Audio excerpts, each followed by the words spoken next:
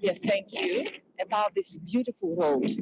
So in 50s, the first shops for modern young people opened in Kings Road.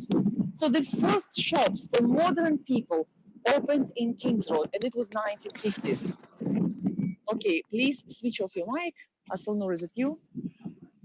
Okay. So, and that's when the mini skirt was the latest trend. So in 50s, imagine the mini skirt became the trend in 1950s. And then the shopping street became a meeting point for young people and fashionable people.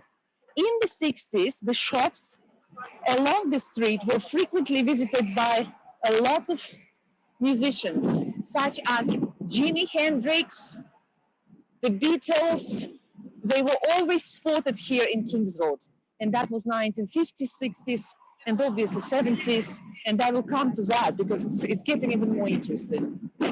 So, as I said, the punk movement was born at 430 Kings Road, where Vivienne Westwood's shop is. And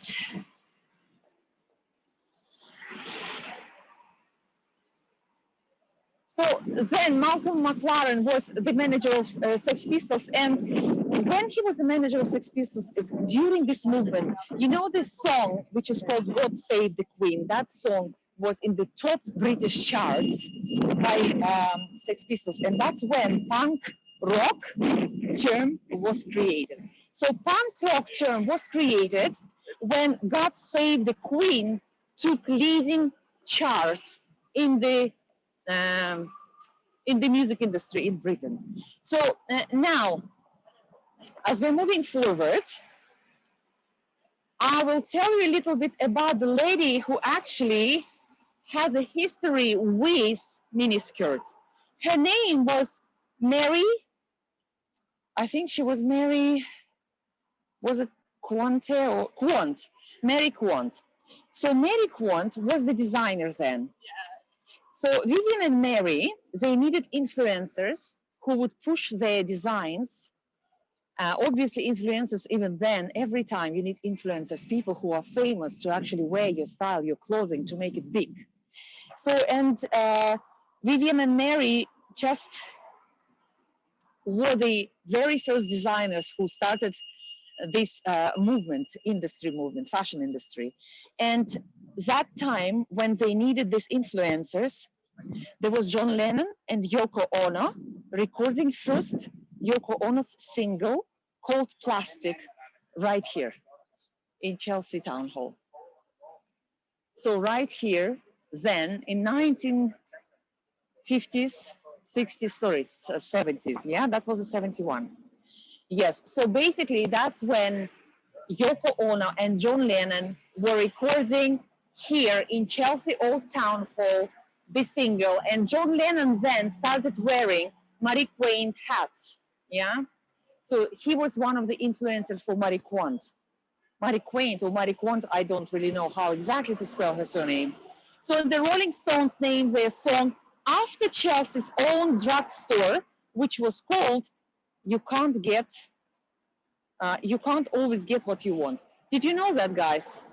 Just drop it into the chat. Did you know that the name of the Rolling Stones song, You Can't Always Get What You Want, was inspired by Chelsea owns drugstore?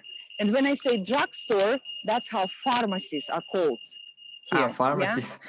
Yeah, yeah, because obviously, because obviously medications are drugs, yeah, and they are called drugstores or pharmacies.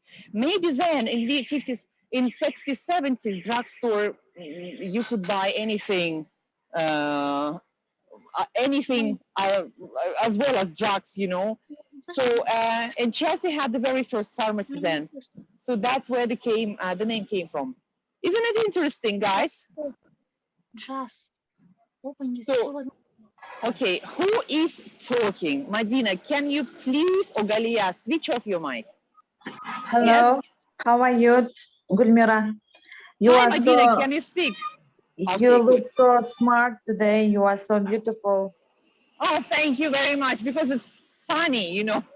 If you don't try to look sunny and beautiful, who will? Madina, it's nice to see you back here. Yes, I see. It's so beautiful, so historical place. Places, But yeah. I have a question. Why there aren't customers? There aren't many customers here. Madina, we live in a time of pandemic, yeah. And as you know, London just opened its doors to basically retail stores. For 6 months, people could not shop, only online. 6 months. Every single store was closed, apart from groceries, food stores, right? Yeah. And this week on Monday, Madina, on Monday, these stores opened their doors. Obviously, you might say there is not enough people on Kings Road, but it's Saturday morning. Obviously, not everyone goes outside on Saturday morning, yeah? Немного, да. Okay, Galia, can you please switch off your mic? Madina, any more questions? Can I say? Yes. I noticed that UK's people just smiley, so impressive because when you just walk and stop by their shopping, they're so smiley. And I have question like UK's people rude or just joy in their emotions. You see that they are really happy to speak because I think everyone is happy that their stores are opened, you know, and they welcome every single customer. Yes, Kamshad, good observation. Thank you very much. So, okay, guys, let's carry on because we have 20 minutes left. But yes. Do you prepare the information about your walk before the lesson or in time of lesson? No. I prepared. You see, I have a text, and it's just bullet points. You know, where it was born and what to show you what's the most interesting. And because there is a lot of text and everything is important because I want to share the names with you, the locations. That's why I'm going and showing where is what. So you see, guys, this building where is Metrobank now. So remember this building because long time ago there was a theater. Yeah, and this theater was called Chelsea Palace Theater. And now it is Metrobank because the theater was demolished. Они снесли театр, которому было всего 63 года, yes? It was only 63 years old, theater, and they decided to demolish it. Okay, Madina, can you please switch off your mic? Thank you so much, guys, for understanding me and for doing everything possible to make it easier for me to speak. Madina, can you please switch off your mic? Was that theater popular among? So I will come to this. So the couple, hang on, who is, because guys, it's very noisy outside on the streets. And when I hear the noise from your side, it's really distracting me a lot. And I do appreciate that. Please watch your mics, yeah? So again, Chelsea Old Town Hall. Those of you who were present last speaking club with Gauhar, this is Gauhar, where Gauhar got married, by the way. So this is a Chelsea Old Town. Why? Because I am not allowed to be photographed. Okay? I'm not photographing you, I'm photographing Kings Road. Everywhere. Well, because I'm showing the London, you know, the London town. You see, I mean, some people are really obnoxious about photographing. Anyway, so here, there are like nice clocks. And this building, as I say, Metro Bank, used to be a theater. And we are coming to this. Why this theater is important, I will show you right now. One sec. So basically, Marie Quant had a boyfriend. And his name was Alexander something. It's double barrel name. So, and because she was a fashion designer, she really needed some help to promote her collection, right? So she invented mini skirts but she said that it was the girls on Kings Road who invented the miniskirt. And I just made them more comfortable to move in, jump and run and make the length a customer wanted. So in the biography of Marie Quant, you will not see that she was the one who actually designed the miniskirts. It's not mentioned, but when you look at the internet, it shows that she was the one who proposed it, yeah? So 123 Kings Road, and we will come to that. It was the first Starbucks ever opened in London. The first Starbucks, guys, I'll show you now. Imagine this Starbucks was opened 1998, and that's the very first one. The oldest Starbucks, it's just right around the corner. I'll show you now. So yes, if anyone has questions, just let me know. Now, as you can see, this street is full of shops. And to be honest with you, I don't cover every single shop because I'm pretty sure there is a lot of history. But yes, I cover what I find interesting. So this one is the first Starbucks, which is opened in the UK, and it's 123A Kings Road. Well, nothing special, but in early 1955, 43 years before the Starbucks opened, the first cafe latte was served in Fantasy Cafe Bar. And the Fantasy Cafe Bar is, I'll show you where it was.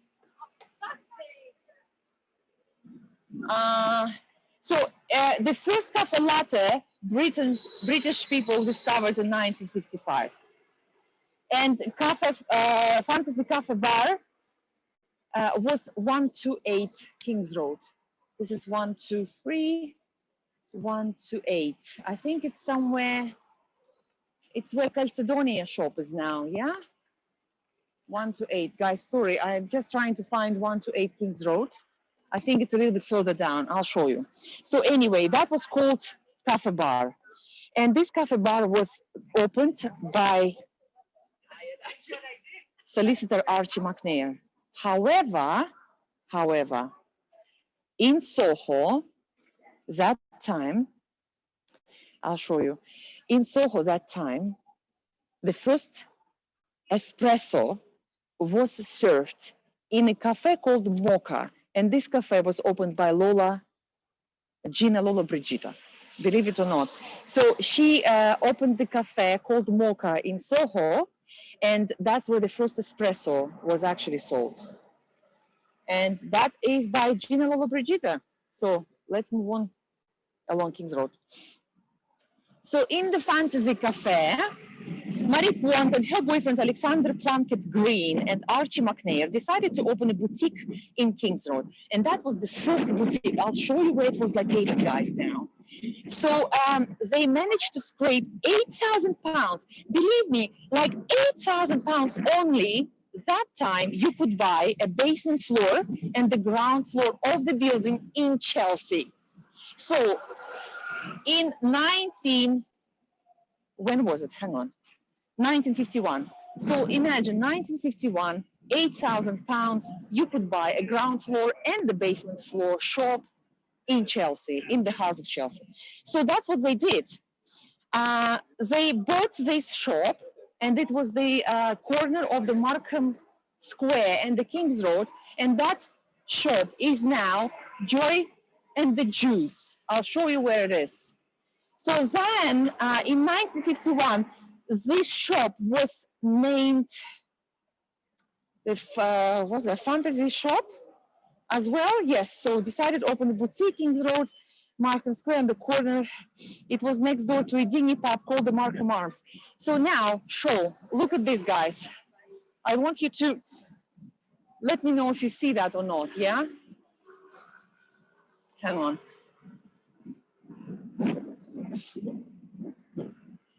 Marie Quant was quite a famous designer, you know, that time, who actually was the pioneer of different fashion styles. So this is, look at this, look at the top. It says Marie Kwon, fashion designer, opened her boutique Bazaar, it was called, yeah, in 1955. So that's where the first boutique she opened. So if anyone is fancy visiting it, that's where the store was. And actually next to this store, there was this building, which is a Santander Bank now, and it was called the Markham Arms. This was a pub, which was called the Markham Arms. Now it's a Santander Bank, nothing left from the, you know, from the store, sorry, from the pub. You know what this pub is famous for? You will never guess, guys. Okay, who wants to guess? Asomnur, let's pick someone who wants to guess why this pub is famous, especially for Soviet Union. Especially for Soviet Union. Yes. What connection do you think this pub has with Soviet Union? So it used to be a pub, now it's Santander Bank. And what connection do you think it has with Soviet Union? Who wants to guess? Maybe Madina wants to guess. Their Who wants to fashion, guess? maybe. Sorry? I think maybe it's connection in fashion. No, no. You'll never guess. Who wants to try? It's not fashion connection, no. Madina maybe wants to tell. Yeah, maybe the streets are historical, not new. The streets aren't new. That's why I think it's connected. Okay, so guys, in this pub, there was two Russian spies, Soviet spies working then for Russia, and their names was Anthony Blank and Kim Philby. So what's happened in this pub? After a 3 years wait, they re-established contact following the flight of Guy Burgess and Donald MacLean to the Soviet Union in 1951. I do not know a lot of details about it, but this is your homework to find out what happened in 1951 in this pub. I will give you the names of the spies, and you are going to be the ones who will dig it deeper, yeah? Let's see if you are interested to see what happened in this pub. How is it connected to the FBI and stuff like that? So basically, yes, that's where Anthony Blank and Kim Philby, whoever has Google now, they can basically Google it. Anthony Blank and Kim Philby, 1951, that's the details you need to type in Google to find out more. Russian spies, Soviet spies they were, right? So anyway, we saw the shop, and now there is a Joint Juice Cafe.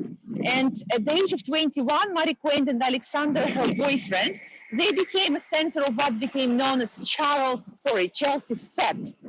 And Chelsea Set meant that there are architects, artists, and different kind of painters and musicians. It's like kind of a boho club, yeah, where all the artists were gathering. A part of it, they became, at 21, they became quite influential. I just want to show you something now. So that Metrobank, remember, it's left behind us. So that Metrobank was the Chelsea Palace Theatre where this couple, Marie and Alexander, used to go. And in 1955, when they opened the bazaar shop, they went always to this theater to see the very first burlesque show. Do you know what burlesque show is? So for Britain, it was quite outrageous because obviously in burlesque, you see half-naked women and, you know, like dancing. And that wasn't really popular. And that's why after just 1 year, this show failed, yeah? And instead of this building, instead of this theater, before they demolished it, перед тем, как они снесли этот театр после бурлеска, там открылась ТВ-студия. There was a TV studio opened there. And from this TV studio, there was a program which was called Chelsea 9. Chelsea 9 is when artists and singers are coming to the stage and start singing. So this program was quite popular. And guess who was actually performing at Chelsea 9? So it was in 1958. Yeah? 1958, Chelsea 9, in that building, on that stage, which doesn't exist now, unfortunately, there was Ella Fittzgerald, Billie Holiday, some of the performance. And Billie Holiday, it was her last live performance. 5 months after performing at that theater, at that building, she passed away from the liver cirrhosis. Yeah?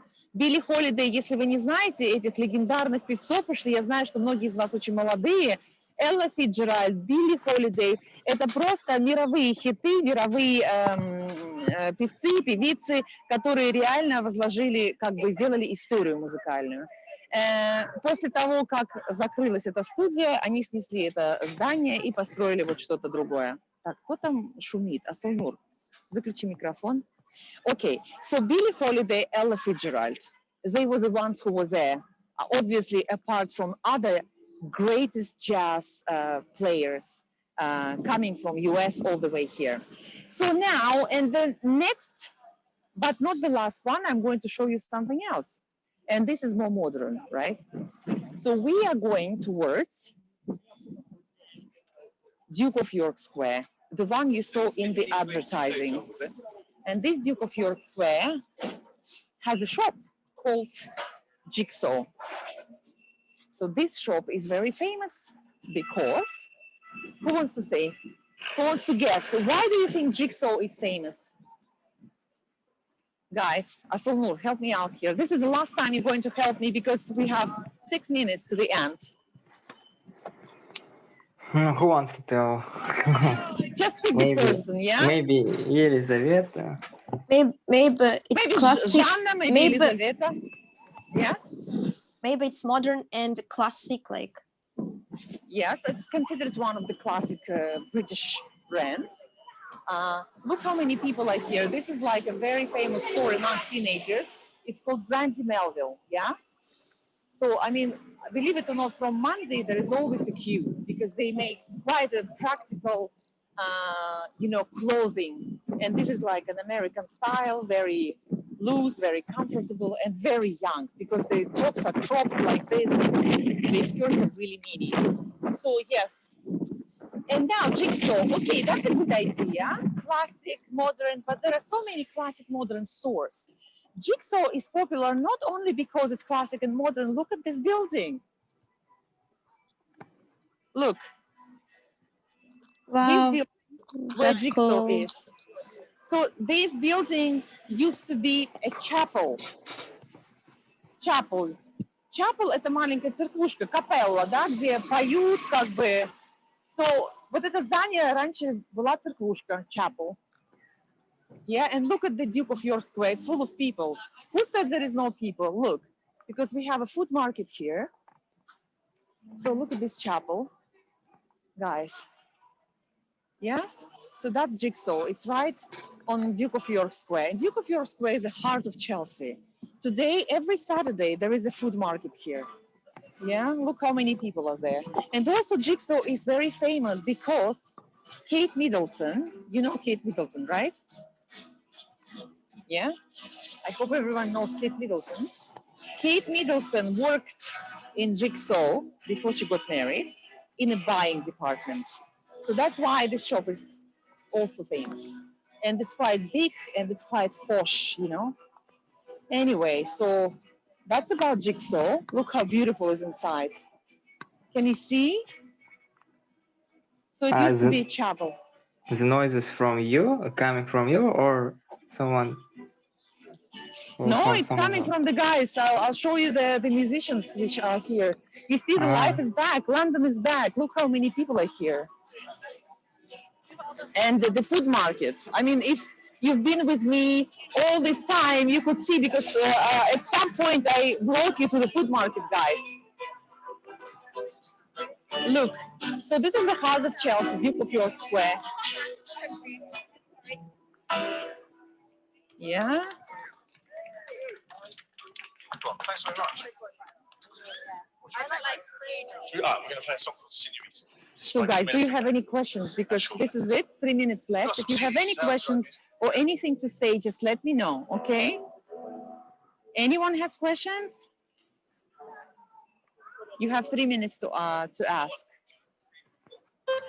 Maybe someone wants to say something, maybe someone wants to see something. Let me know, guys, and I'll organize it, yeah? What you will show to us in next lesson?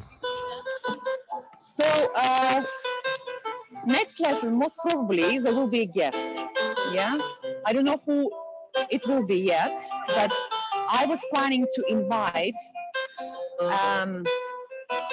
2 students from Eton College, and as you know, Eton College is the best college maybe in the world, just for them to answer your questions about the education in Eton School, why Eton School is different, and what do they get there, and maybe to listen Eton English, yeah? Etonian English, they say. So that's what I'm planning. It will be maybe next Saturday or maybe after 2 Saturdays. So, or there will be another guest. I don't know whether you've heard the movement called grime music. You know the guys in Kazakhstan, we have a famous band, Tiktonit, or someone, how do you say it? Tectonic? Нет, как их зовут? Скриптонит. Скриптонит. Скриптонит, yes. Скриптонит. У скриптонита у них такой стиль, это не рэп, но это и как бы не грайм, да? В Лондоне родился новый музыкальный стиль, называется он грайм, да? Это вот в самом начале, как его зовут? Я такая, знаете, вообще особо не понимаю. Стормзи. Стормзи был огромным как бы представителем этого тренда музыкального, грайм. Но потом он стал коммерческим, и как бы люди в этом стиле грайм больше его не признают как граймер. А я пригласить на один клуб, из клубов планирую основателя и как бы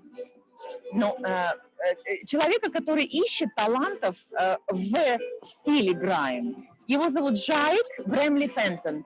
Он наполовину казах, наполовину англичанин. Если вы подпишитесь на Instagram GRM Daily, Джайк Бремли Фентон, когда он занялся этим инстаграмом, там было 50 тысяч подписчиков.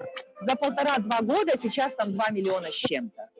То есть Джайк Бремли Фентон сможет ответить вам, ответить на ваши вопросы про этот стиль, как он родился, где он родился, потому что этот стиль грайм именно отличается тем, что поют грайм пацаны с Backstreet, да, как бы, ну, в общем, с непривилегированных местностей и семей, которые выросли в бедности. И вот этим грайм отличается от всех других видов музыки. Ну, особенно, как бы, я имею в виду, что 99% musicians of grime style are the ones who came from backstreets, right? Who were deprived, from deprived areas. So that's what grime is. Но after the Saturday, а почему вы задали такой вопрос? Вы куда-то хотите пойти, что-то посмотреть? I'm trying to avoid big touristic, you know, sightseeings, because I mean everyone knows touristic sightseeings. You can read it, you know, in the basically on the internet, but no one knows about these little germs of London, and it's amazing, right? So anyway, если какие-то вопросы есть, задавайте сейчас, уже 12 часов, или до свидания и до следующей субботы. Вам понравилось сегодня, ребята? Of course. Yes, no, it was interesting to see Интересно было? this place. Yes. Great, спасибо. Тогда в следующую субботу смотрите за анонсами на Инстаграме и как бы увидите, что будет в следующую субботу. Мы еще решим.